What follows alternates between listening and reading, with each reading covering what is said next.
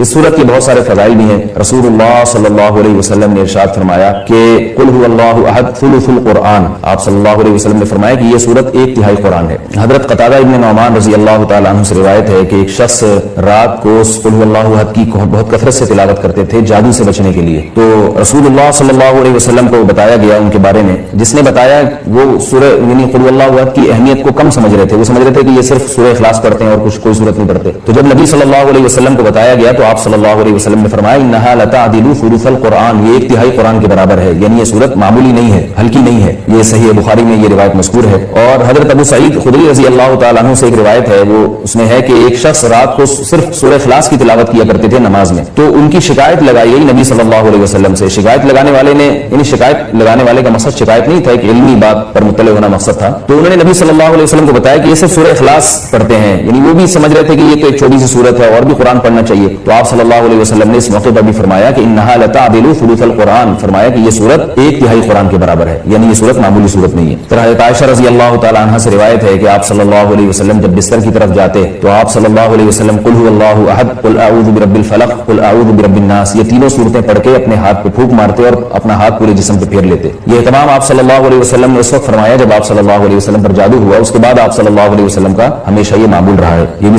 صحیح بخاری کی روایت ہے۔ صحیح بخاری کی ایک اور روایت میں ہے کہ حضرت عائشہ رضی اللہ تعالیٰ عنہ فرماتی ہیں کہ ایک مرتبہ رسول اللہ صلی اللہ علیہ وسلم نے جہاد کے لیے ایک لشکر بھیجا، تو اس میں جو امام تھے وہ سورہ اخلاص کی بہت زیادہ تلاوت کیا کرتے تھے نماز میں۔ صحابہ کرام کا جب یہ لشکر واپس لوٹا ہے تو آپ صلی اللہ علیہ وسلم کو بتایا گیا کہ یہ سورہ اخلاص بہت زیادہ پڑھتے تھے نماز میں، تو آپ صلی اللہ علیہ وسلم نے ان سے پوچھا کہ تم یہ کام کیوں کرتے تھے، سورہ اخلاص تم اتنی زیادہ کیوں پڑھتے تھے؟ تو ان صحابی نے فرمایا کہ اس میں رحمان کے اوصاف بیان کیے ہیں، اللہ کی حمد و ثنا ہے اور اس وجہ سے مجھے سورت سے محبت ہے، یعنی محبت ہے جس کی وجہ سے میرا دل چاہتا ہے میں اس کی بار بار تلاوت کروں۔ تو آپ صلی اللہ علیہ وسلم نے فرمایا کہ صحابہ سے فرمایا کہ ان کو خبر دے دو کہ اللہ بھی تم سے محبت کرتے ہیں، یہ بھی اس سورت کی ایک بہت بڑی فضیلت ثابت ہوتی ہے۔ اور عبد الرحمن ابن ابزہ رضی اللہ تعالیٰ عنہ سے روایت ہے کہ رسول اللہ صلی اللہ علیہ وسلم وتر کی نماز میں پہلی رکعت میں سبح اسم ربک الاعلی، دوسری میں قل یا ایھا الکافرون اور تیسری رکعت میں سورہ اخلاص کی تلاوت کیا کرتے تھے۔ تو وتر میں تیسری رکعت میں سورہ اخلاص کا پڑھنا یہ فضیلت کی چیز ہے۔ حضرت عقبہ ابن عامر رضی اللہ تعالیٰ عنہ سے روایت ہے کہ میں ایک مرتبہ رسول اللہ صلی اللہ علیہ وسلم سے ملا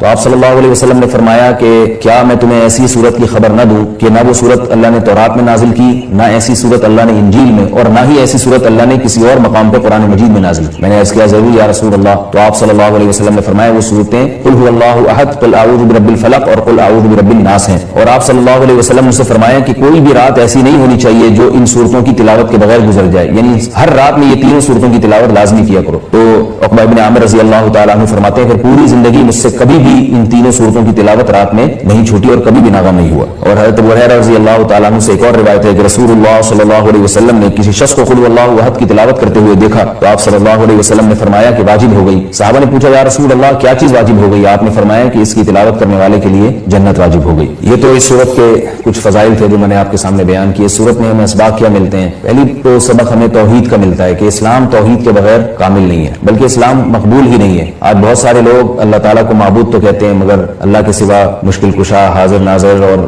مختار کل ایسے ایسے الفاظ ایجاد کیے ہوئے ہیں جو غیر اللہ پر بھی اس کا اطلاق کرتے ہیں۔ بعض لوگ قبر پرستی کا شکار ہیں، بعض لوگ رسول اللہ صلی اللہ علیہ وسلم کو عالم الغیب کہتے ہیں، حاضر ناظر کہتے ہیں، جبکہ ہمیں اس صورت میں کیا سبق مل رہا ہے کہ اللہ یکتا ہے، اس جیسا کوئی بھی نہیں۔ تو اللہ اگر مشکل کشا ہے، حاجت روا ہے، تو پھر اگر ہم مخلوق کو بھی مشکل کشا اور حاجت روا کہہ دیں تو اس کا مطلب یہ ہوا کہ مخلوق بھی اللہ جیسی ہے، اس لیے کہ جو معبود ہے اس کی دو بنیادی صفات ہیں، علم اور قدرت۔ معبود میں دو چیزوں کا ہونا ضروری ہے، یعنی آپ جس کی عبادت کرتے ہیں اس میں دو صفات کا اعلیٰ وجہ الکمال ہونا ضروری ہے۔ ایک یہ کہ اس کی قدرت کامل ہو، وہ جو چاہے کر سکتا ہو، اور اس سے اس کا علم کامل ہو، جیسے کہ قرآن مجید میں آتا ہے اللہ الذی خلق السبع سماوات ومن الارض مثلہن یتنزل الامر بینہن لتعلموا ان اللہ علی کل شیء قدیر وان اللہ قد احاط بکل شیء علما۔ اس آیت کا حاصل کیا ہے کہ اللہ نے اس پوری کائنات کو اس لیے